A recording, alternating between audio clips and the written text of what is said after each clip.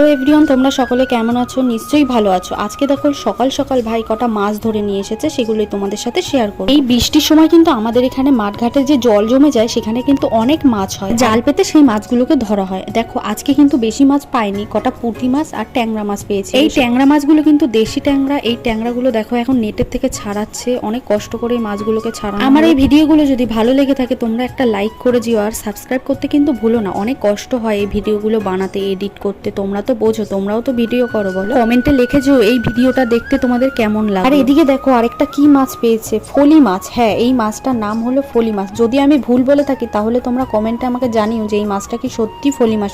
আজ রাত্রেবেলা তো খাওয়া একেবারে জমেই যাবে। এই মাছগুলো দিয়ে কলা পাতায় ভাজা হবে আর তার সাথে গরম ভাত, জমে যাবে। যারা আমার ভিডিওতে লাইক করো, কমেন্ট করো, তাদেরকে ধন্যবাদ। আর যারা করনি তারা কিন্তু তাড়াতাড়ি ভিডিওটা দেখে লাইক করে দিও। আরো সুন্দর সুন্দর ভিডিও তোমাদের সামনে আমি আনতে চলেছি। আমার ভিডিওগুলো ভালো লাগলে চ্যানেলটি সাবস্ক্রাইব করে রেখো।